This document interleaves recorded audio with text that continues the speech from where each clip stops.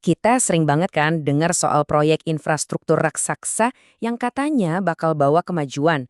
Tapi gimana kalau proyek itu malah bikin kita bertanya-tanya? Nah, kali ini kita bakal bedah kritik tajam dari seorang cendekiawan soal sebuah proyek besar dan coba jawab satu pertanyaan yang fundamental banget. Dan pertanyaannya simpel aja, tapi dalam banget. Pembangunan sebuah bangsa itu sebetulnya buat siapa sih? Ini nih yang jadi jantung dari semua analisis yang akan kita bahas bareng-bareng. Nah, buat ngerti kritiknya, kita harus mulai dari dasarnya dulu ya. Fondasinya adalah sebuah prinsip yang diangkat oleh cendekiawan Muslim Ismail Yusanto. Prinsip ini dikenal sebagai politik untuk rakyat. Jadi, inti dari prinsip tadi itu ada di konsep yang namanya riayah su'unil ummah. Gampangnya gini, konsep ini melihat politik itu sebagai tugas untuk ngurusin urusan masyarakat. Ya, buat apa lagi kalau bukan buat kesejahteraan mereka semua. Nah, ini kerangka berpikir yang jadi landasannya. Dan kutipan dari Ismail Yusanto ini benar-benar merangkum semuanya. Kalau esensi politik itu ngurusin rakyat, ya logis dong, setiap pembangunan itu wajib hukumnya berpusat pada rakyat. Udah, titik, nggak bisa ditawar lagi. Oke, disinilah bedanya kelihatan jelas. Pembangunan yang beneran people-oriented itu tujuannya ya buat mecahin masalah rakyat.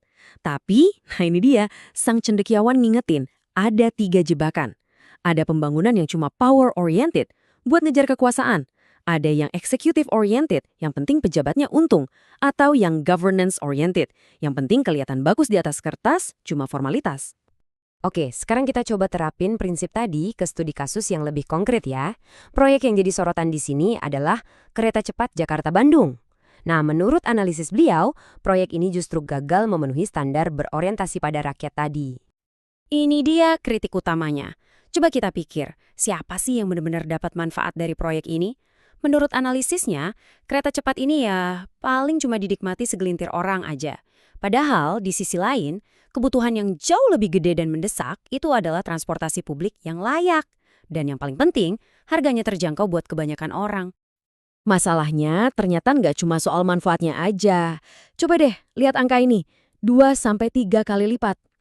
Ini perkiraan biaya yang bengkak dari proyek itu. Angka segede ini, wah, ini bukan salah ngitung lagi ya. Ini sinyal kuat kalau ada masalah finansial yang serius banget di baliknya.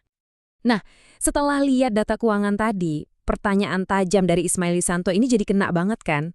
Logikanya gini, kalau proyek cuma melayani sedikit orang, tapi biayanya bengkak luar biasa, ya wajar banget kita jadi nanya, ini proyek sebenarnya dibikin buat kepentingan siapa sih?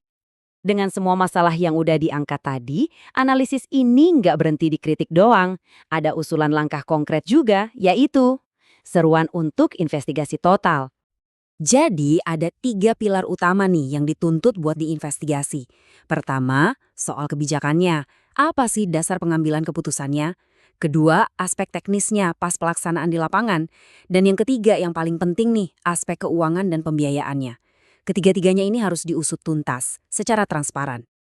Kutipannya satu ini ngasih petunjuk soal skala kekuasaan yang main di sini. Waktu beliau bilang, ini pasti super menteri, itu kan kayak ngasih sinyal ya. Kalau proyek segede ini, dengan semua problemnya, keputusannya itu pasti diambil di level yang jauh lebih tinggi, bukan lagi urusan menteri biasa atau gubernur. Jadi, semua analisis ini akhirnya bawa kita lagi ke pertanyaan yang lebih besar. Di luar soal cepet atau megah, sebetulnya apa sih yang bikin sebuah proyek publik itu bisa kita sebut berhasil? Apa cukup kalau bangunannya udah jadi aja? Atau keberhasilan itu baru ada waktu proyek itu benar-benar menjawab kebutuhan dan ngangkat kesejahteraan orang banyak yang seharusnya dilayani? Nah, ini jadi bahan renungan buat kita semua.